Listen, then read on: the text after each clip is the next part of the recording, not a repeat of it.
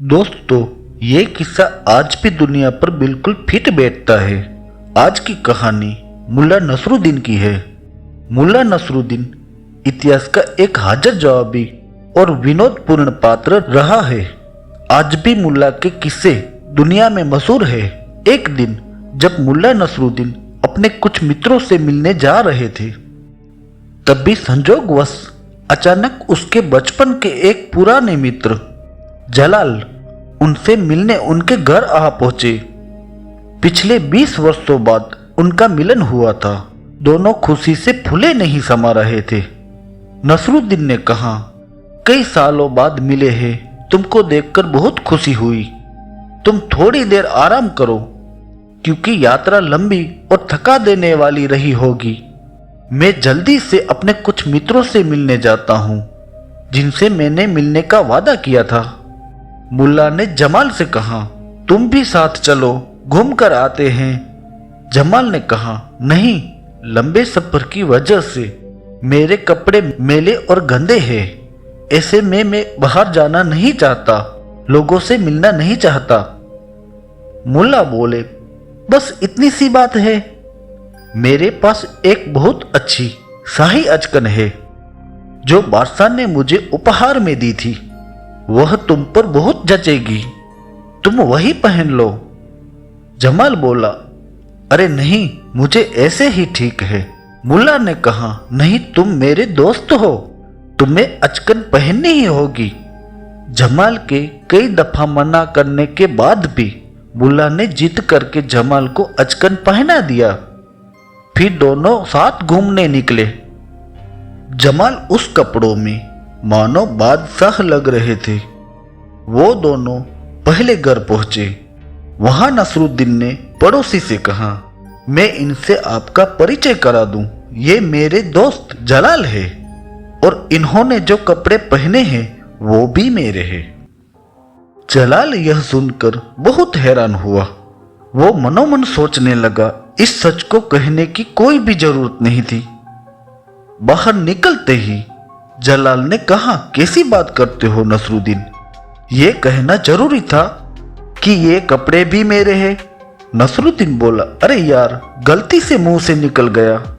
जलाल बोला, पर अब तुम्हारा पड़ोसी क्या सोचेगा? इसके पास कपड़े ही नहीं। मैं नहीं चलता तुम्हारे साथ। मुल्ला नसरुद्दीन बोला, अब नहीं होगा, एक बार माफ कर दो। जलाल बोला, अब देखो, दूसरे घरों में कपड़ों की बात मत उठाना। वे दूसरे घर पहुंचे। नसरुद्दीन ने कहा, इनसे आपका परिचय करा दो। ये मेरे पुराने मित्र जलाल है, और इन्होंने जो कपड़े पहने हैं वो इनके ही है। बाहर निकलकर जलाल ने नसरुद्दीन से फिर से कहा, अजीब आदमी हो, मैंने तुम्हें कितनी बार कहा कपड़ों की बात ही मत उठाओ, लेकिन ये बोलना कपड़े भी इसके ही है, ये भी एक शक पैदा करता है। इसीलिए तुम्हें कपड़ों की बात उठानी ही नहीं चाहिए थी। यार, मैंने भूल कर दी तुम्हारे कपड़े पहनकर। अब मैं तुम्हारे साथ नहीं चलूंगा। और मुल्ला ने कहा, मुझे माफ करना मेरे दोस्त, आज पता नहीं क्यों मेरी जबान बार बार फिसल जाती है। और मुल्ला भी बोले, चलो वापस चलते हैं। और वो दोनों घर की ओर जाने लगे। रास्ते में मुल्ला को अपना एक मित्र आते हुए दिखा। मुल्ला ने जलाल की तरफ देखा। जलाल उसे ही घूर रहा था। मुल्ला को लगा गलती से जुबान से कुछ निकल ना जाए, इसलिए मुल्ला ने मुंह फेर लिया। लेकिन उसके सामने आ रहे मित्र को नसरुद्दीन का व्यवहार अजीब लगा। मित्र मुल्ला को घूमकर मुल्ला के सामने की तरफ आया और बोला, क्यों नसरुद्दीन, सब खैरियत तो है ना? मुल्ला कांपते लफ्जों में बोला, सब खैरियत है, कोई दिक्कत वाली बात नहीं। वो तो मुझे थोड़ी जल्दी घर पर पहुंचना था, इसीलिए मैंने जल्दबाजी में तुमको देखा नहीं। मित्र बोला, अच्छा, ऐसा हो जाता है कभी कभार। ये भाई साहब कौन है? मुल्ला नसरुद्दीन ने कहा, ये मेरे दोस्त जलाल है, दूर गांव से आए हैं। और रही कपड़ों की बात, सो उठाना उचित नहीं। कपड़े मेरे हो या इनके हो या किसी के भी हो, इससे हमको क्या लेना देना? यहाँ कपड़ों की बात उठाने का कोई मतलब ही नहीं। जलाल रोने जैसी शक्ल बना के अपना माथा पीटने लगा और आश्चर्य से मुल्ला को देखने लगा। मित्र के जाते ही जलाल ने आश्चर्य से मुल्ला को देखकर बोला, मैं हैरान हूं, तुम्हें हो क्या गया है? नसरुद्दीन बोला, मेरे प्यारे दोस्त, मैं अपने ही जाल में फंस गया हूं। मैं पहले भूल से कह गया कपड़े मेरे हैं, तो बाहर आके तुमने मुझे टोका, कहा कपड़े तुम्हारे हैं ये बताना जरूरी था। दूसरी बार उसकी प्रतिक्रिया हुई, मैंने बोल दिया यह कपड़े इसके खुद के ही है, तो तुमने फिर से मुझे टोका। तो मैंने मनोमन सोचा अब कपड़ों की बात उठानी ही नहीं है।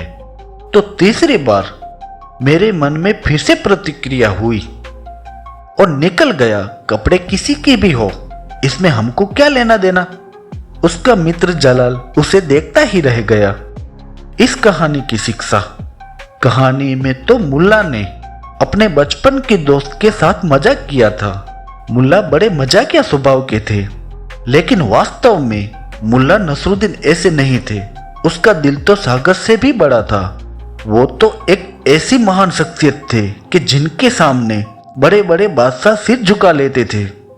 वो कहीं सिर्फ 2 मिनट किसी से बात कर लेते तो वो दुनिया के लिए किस्से बन जाते थे। लेकिन मुल्ला नसरुद्दीन का यह किस्सा सिखाता है कि किसी को जबरन कुछ देना और फिर बार बार उसे यह एहसास कराना, ऐसा करने से लेने वाले के मन में देने वाले की कद्र नहीं रहती। ऐसा करने वाला व्यक्ति चाहे कितना भी अमीर क्यों न हो, लेकिन वो मन से भिखारी होता है। इसीलिए ऐसे भिखारियों से कुछ लेने की भूल ही नहीं करना। धन्यवाद दोस्तों। अगर आपको यह वीडियो पसंद आई तो इसे लाइक करें, शेयर करें और हमारे चैनल को सब्सक्राइब करना ना भूलें। आपका सपोर्ट हमें और बेहतरीन कहानियाँ बनाने के लिए प्रेरित करता है। धन्यवाद दोस्तों।